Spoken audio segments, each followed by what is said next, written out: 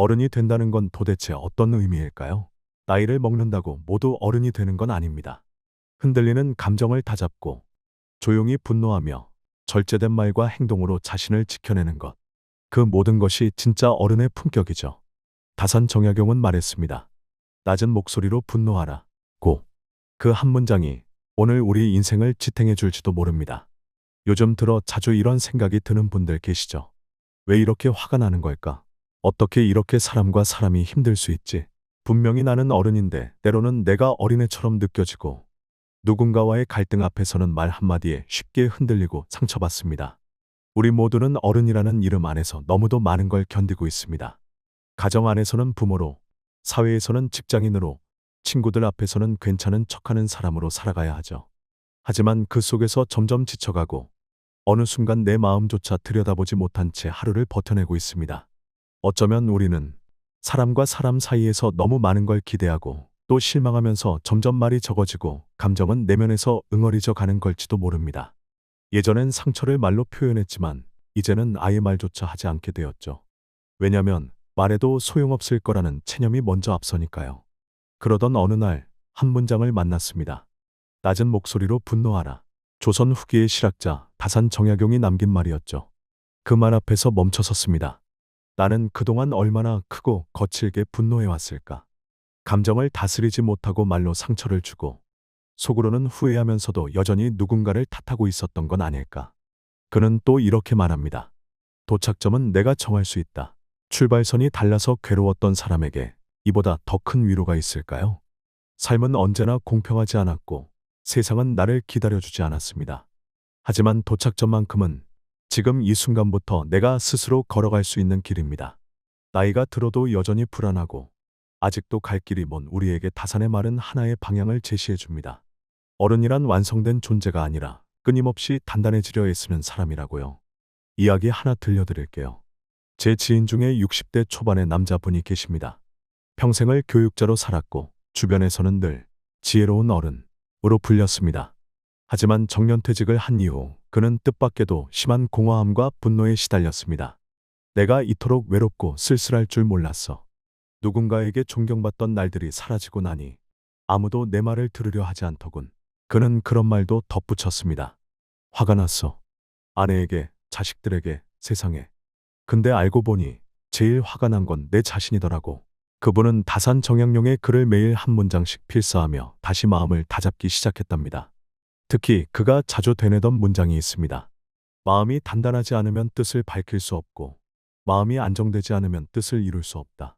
그 문장을 필사하면서 스스로에게 이런 질문을 던졌다고 해요. 나는 지금 마음이 흔들려 있구나. 내가 안정되지 않으니 내 가족도, 내 말도, 내 인생도 흔들리는 거구나. 그 후로 그는 큰 결심을 했습니다. 새벽마다 일어나 10분간 조용히 명상하고 말을 하기 전에는 꼭 한번 삼킨 뒤 말하겠다는 약속을 지켰습니다. 낮은 목소리로 분노하는 연습을 한 것이죠. 감정을 억누르는 것이 아니라 조용히 바라보며 조절하는 법을 배운 겁니다. 그리고 놀라운 변화가 일어났습니다. 무뚝뚝했던 아내가 당신 요즘 부드러워졌어 라고 말했고 말이 없던 아들도 그에게 고민을 털어놓기 시작했습니다. 그는 그제서야 깨달았다고 했습니다. 내가 변하니 세상이 변하기 시작했다. 그는 말했습니다. 출발선은 내가 바꿀 수 없지만 도착점은 지금부터 내가 정할 수 있어. 나는 내 삶의 품격을 포기하지 않기로 했어.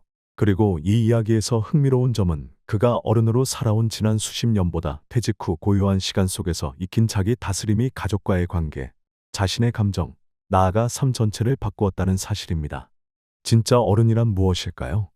단지 사회적 역할을 수행하는 사람일까요? 아니요. 진짜 어른은 누구보다도 자기 내면을 정확히 알고 다스릴 줄 아는 사람입니다. 다산 정약용이 그러했듯이요.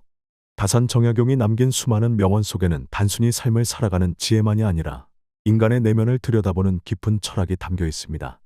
그가 말한 낮은 목소리로 분노하라 는 표현은 단순히 화를 참으라는 뜻이 아닙니다. 그 말은 곧 감정을 억누르거나 숨기라는 것이 아니라 그 감정을 이해하고 정제된 방식으로 표현하라는 뜻이죠. 심리학자들도 말합니다. 감정은 억압하면 병이 되고 폭발시키면 관계를 해친다고요. 하지만 그 감정을 조용히 들여다보고 말의 온도를 낮추고 반응이 아닌 반영으로 바꾸면 비로소 우리는 성숙한 인간, 즉 어른이 되어간다고요.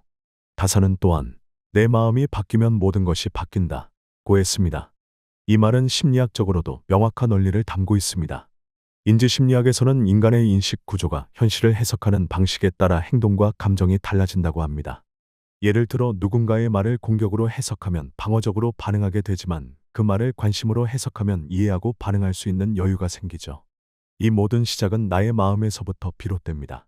그리고 다산이 강조한 부지런함은 자기 성찰과 내면 단련에 있어서 가장 강력한 무기였습니다. 어찌하면 막힌 것을 트이게 하느냐 묻자 부지런하라 하셨다. 이 짧은 문장에 담긴 의미는 삶의 고비를 지나가는 데 필요한 건 요란한 변화가 아니라 조용하지만 끈질긴 실천이라는 진리를 말해줍니다. 마지막으로 그는 이렇게 말했습니다. 어른이란 완성된 존재가 아니라 바른 길에서 벗어나지 않으려 날마다 몸부림치는 사람이다. 어쩌면 우리는 모두 그런 몸부림 속에서 조금씩 어른이 되어가고 있는지도 모릅니다. 혹시 지금 스스로에게 실망하고 계신가요? 내가 왜 이 말을 했을까? 왜 저렇게 감정적으로 굴었지? 진짜 어른이라면 이렇게 행동하지 않았을 텐데. 그런 자책 속에서 마음이 점점 무너지는 날, 우리 모두 있었습니다. 하지만 다산 정약용도 완벽한 사람이 아니었습니다. 18년 유배 생활 속에서 외로움과 분노, 절망을 숱하게 겪었습니다. 자식 여섯을 먼저 떠나보내는 고통 앞에서도 그는 무너지지 않았지만 아프지 않았던 건 아닙니다. 그의 위대함은 고통을 느끼면서도 무너지지 않기 위해 자신을 끊임없이 가다듬었던 그 노력에 있습니다. 그는 단단한 사람이 아니었습니다. 단단해지기 위해 매일을 싸운 사람이었죠. 그러니 지금의 나를 탓하지 마세요. 어른이라는 건 실수하지 않는 존재가 아니라 실수했을 때 진심으로 반성하고 다시 나아가려 애쓰는 사람입니다. 마음을 단단히 붙잡기 위해선 먼저 흔들리는 마음을 인정해야 한다. 다산의 이 말처럼 지금의 흔들림은 부끄러운 것이 아니라 더 나은 나로 가기 위한 징검다리입니다. 그리고 꼭 기억해 주세요. 진짜 어른은 자신을 포기하지 않는 사람입니다. 다른 사람에게 인정받지 않아도 스스로를 지켜내는 사람. 그 사람이 어른입니다. 당신도 지금 그 길을 잘 걷고 계십니다. 비틀거리더라도 멈추지 마세요. 당신 안에 있는 그 단단한 마음, 이미 다산 정약용이 걸었던 길 위에 서 있다는 걸 기억하세요. 오늘 당신과 함께 나눈 이 이야기, 조금이나마 마음의 울림이 되었기를 바랍니다. 다산 정약용이 말한 어른의 길, 그건 결국 나를 이해하고 스스로를 지켜내는 여정입니다. 혹시 오늘도 마음이 흔들리셨나요? 괜찮습니다. 그 흔들림 속에서 우리는 성장하고 있습니다. 당신의 하루가 조금 더 따뜻하고 단단해지길 응원합니다. 댓글로 당신의 생각 그리고 다산의 말 중 가장 마음에 남았던 문장을 함께 나눠주시면 좋겠습니다. 우리는 모두 지금 이 순간도 어른이 되어가는 중입니다.